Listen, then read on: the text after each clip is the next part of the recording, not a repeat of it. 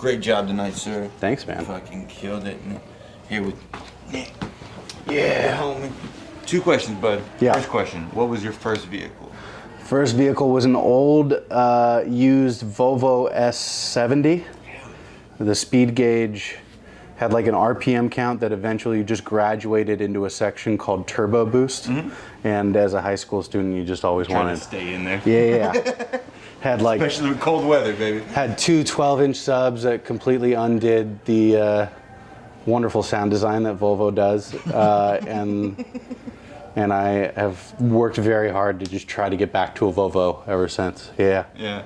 Oh man, a Volvo 240 turbo diesel. Oh, I would kill to have one right now. Nuts. Good cars. 84, 86. Somewhere. Yeah. I would love to have that. Just that classic box cut. Oh, it's yeah. a fucking tank, man. Yeah. All right, second question, bro. Who makes you laugh? The point where you're like, your stomach's hurting, you're doubled over. Who you got? People who think differently than I do. Like the more you do comedy, I think it's easier to kind of see formulas and see punchlines coming, but then there's like people that just like, you'll watch them, you'll laugh, and then you'll just get really depressed because your brain will never work like that.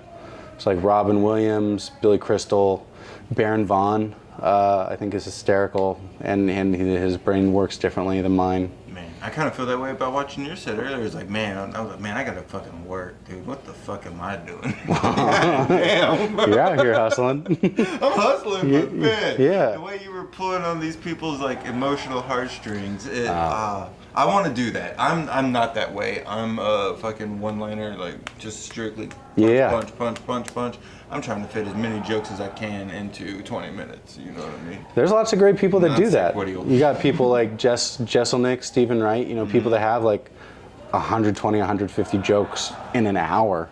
You know, that's a mechanic. That's work. That's mechanic. You know, Yeah. Oh yeah, no, I know. Phenomenal. Have you ever heard of Andy Huggins? Yeah. Okay. Yeah. Absolute legend. He did his hour special. He had 430 jokes. Yeah. In 1 hour. Those are mechanics. So I look at those guys and I'm like, I don't know. I gotta sit with something. I gotta pull at teeth and pull at a string until I know everything that's in there. I look at that and that just fucking drives me nuts. How everybody can just like dissect a story and come at it from everybody's, all these different perspectives. To where the water bottle's got its own perspective, whatever the case may be.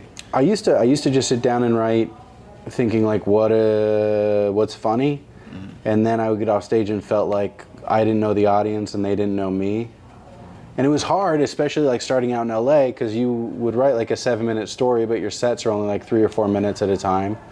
So you needed to like write, I remember like writing trap doors in my set.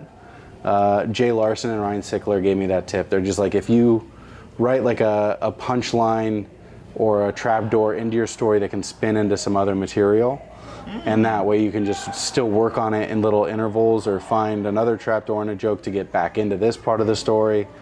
And that kind of started helping me. That's a great way to look at that, a great idea. Yeah, it helped just tell stories and just talk about my life instead of like sitting down and like trying to manufacture it all, which is scary, because then it's like that joke wasn't funny. It's just like, no, I wasn't funny.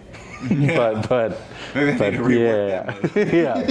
you know, it gets better. Fuck yeah. Well, I appreciate you being here in Dude, Houston. Thank you. Sorry, I'm awkward with handshakes. I love it. Thank you, man. Thank appreciate you, of course. Air freshener. Sort of making my Hell yeah. Thanks, man. Hell yeah. Gift of purchase. Hell yeah. I support Houston. Hell yeah, I love this. All right.